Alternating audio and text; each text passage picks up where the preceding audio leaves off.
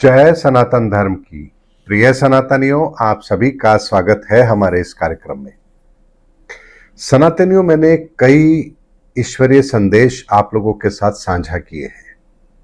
हालांकि मैंने जो ईश्वरीय संदेश आप लोगों के साथ साझा किए वो एक या दो ही हैं, लेकिन ऐसे बहुत सारे ईश्वरीय संदेश हैं जिनको मैंने आप लोगों के साथ साझा नहीं किया। क्यों नहीं किया? क्योंकि अभी आप इतने परिपक्व नहीं हैं कि उन संदेशों को डिकोड कर पाएं या उसका सही मतलब आप निकाल पाएं। इसलिए आपकी कोई मति भ्रम ना हो और आप अपने इस सनातन के रास्ते पर दृढ़ता से चलते रहे, यही मेरा एकमात्र उद्देश्य होता है।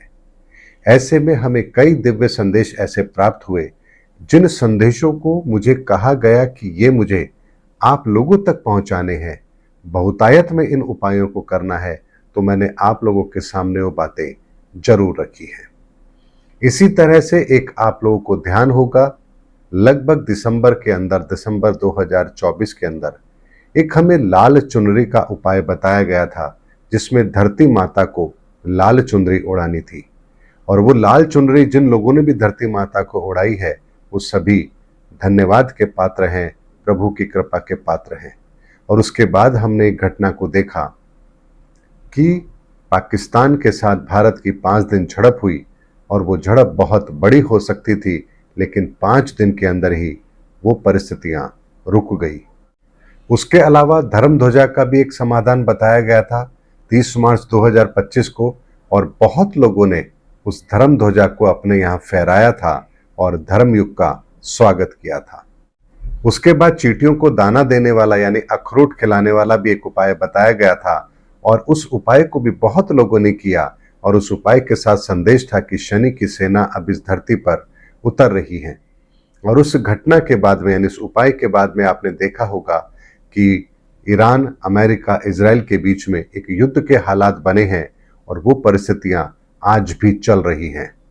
उसके बाद में मधु यज्ञ का आयोजन किया गया और ये नवंबर तक करने का आदेश है, और उसको आप लोग, बहुत लोग कर भी रहे हैं, मैं भी करता हूं और आप लोगों को लाइव उस यज्ञ में शामिल भी करता हूं।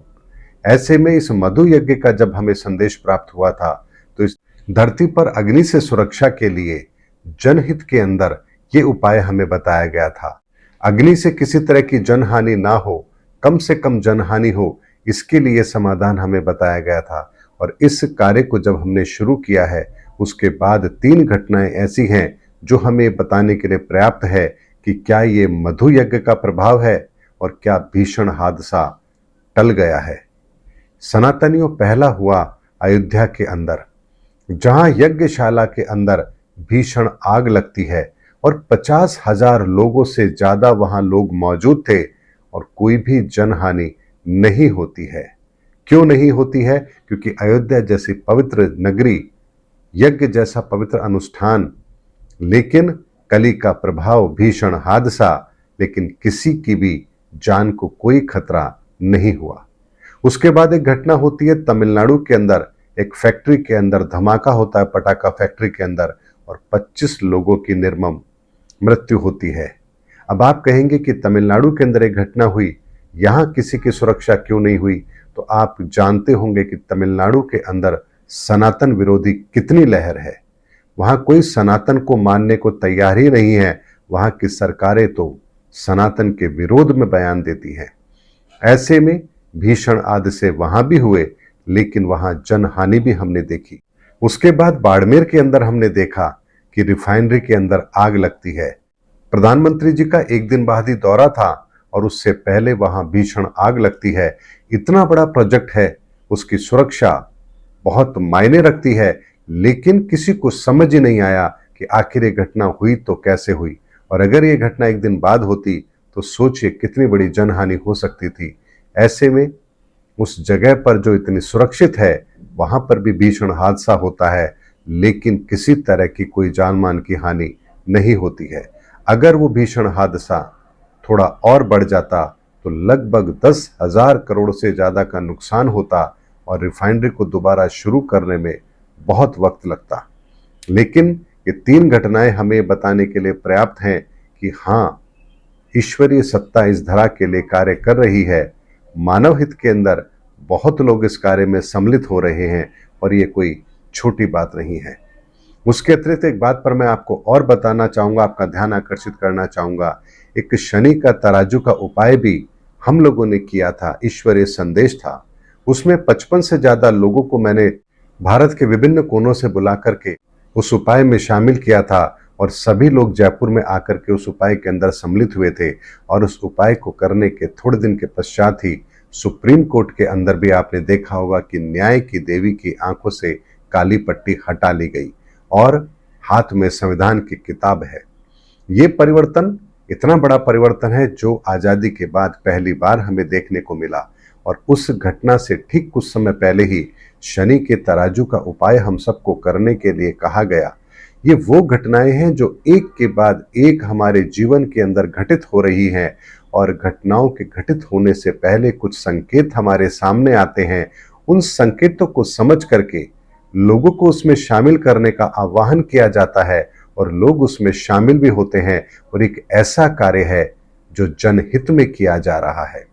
आप बताइए कि मेरा वीडियो देख करके यदि आप लोग उपाय कर रहे हैं तो इससे मेरा क्या फायदा है, और आप लोग जो उपाय कर रहे हैं आप भी दुनिया की भलाई के लिए वो उपाय कर रहे हैं, इसमें आपका भी क्या फायदा है। लेकिन आप ईश्वरीय वचनों पर भरोसा करते हैं, ईश्वरीय संदेशों पर भरोसा करते हैं, मुझ पर भरोसा करते हैं और इसीलिए जो बात मैं आपको कहता हूं आप उसकी पालना करते हैं, तो निस्संदेह आप सब वो पवित्र आत्माएं हैं जो इस कार्य में सम्मिलित हैं। और समय आने पर आप लोगों को भी एक बहुत बड़ी जिम्मेदारी ईश्वर के द्वारा जरूर दी जाएगी।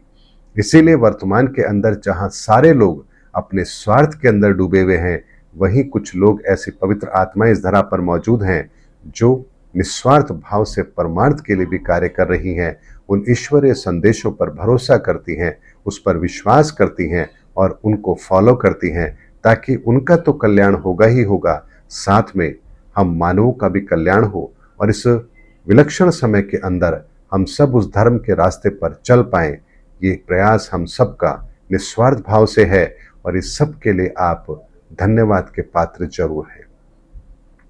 और सनातनियों, इसके साथ ही जिस किताब की आज बहुत समय से प्रतीक्षा कर रहे थे वो किताब भी अब आ चुकी है और सनातन ऋषि डॉक्टर मनोज कुमार गुप्ता के द्वारा लिखित ये पहली पुस्तक जो मैं आप लोगों के सामने रख रहा हूं, जीवन के सनातन सिद्धांत और समाधान। और ये किताब आपको उपलब्ध है, अब आप इसे ले सकते हैं। आप इसको प्राप्त करना चाहते हैं तो आप मुझे व्हाट्सएप पर मैसेज कर सकते हैं, आपको कोरियर के द्वारा ये किताब आप तक पहुंचा दी जाएगी। सनातनियों, ये तो एक छोटा सा पहला प्रयास है इस किताब के द्वारा। अब आगे ऐसी बहुत सी किताबें मैं आप लोगों के बीच में रखूंगा जो सनातन को और बेहतर तरीके से समझने में आपके लिए सहायक होगी। शून्य से लेकर अनंत तक की इस ब्रह्मांड की यात्रा और इसके रहस्य, इसके संदर्भ में गीता का वो गूढ़ रहस्य, इन सभी के संदर्भ में मैं कुछ ऐसे लेख लिख रहा हूं जिन्हें बहुत शीघ्र मैं प्रकाशित भी करूंगा और आप लोगों के मध्य में जरूर रखूंगा। उसके अतिरिक्त 3 मई को सनातन दीक्षा का कार्यक्रम भी है, लेकिन इस बार ये कार्यक्रम ऑनलाइन नहीं होगा, ऑफलाइन होगा, यानी आप सबको उस कार्यक्रम में उपस्थित होना अनिवार्य है।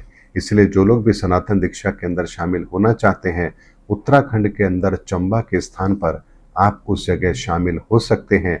आप सभी का हृदय से स्वागत है।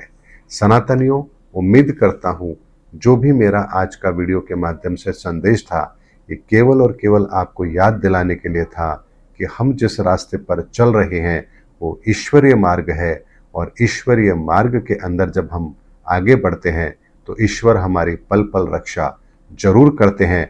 और इसके कई प्रमाण मैंने आप लोगों के सामने रखे हैं। इतना ही प्रमाण आप लोगों के लिए जरूरी है दृढ़ आस्था के साथ इस मार्ग पर चलने के लिए, क्योंकि इस रास्ते पर जब चलते हैं तो बहुत सारे विचार हमारे भीतर ऐसे आते हैं जो हमें इन रास्तों से भटकाने का प्रयास भी करते हैं। लेकिन अगर दृढ़ निश्चय हो, ईश्वर पर भरोसा हो और भीतर परमार्थ की भावना हो तो कोई भी बाधा आपके रास्ते में नहीं आ सकती है। उम्मीद करता हूं सनातनियों मेरा वीडियो आपको जरूर अच्छा लगा होगा। अगले वीडियो में आपसे फिर भेंट होगी, तब तक हमारे चैनल पर बने रहिए। जय सनातन धर्म की, जय धर्मयुग की, जय सनातन विश्व।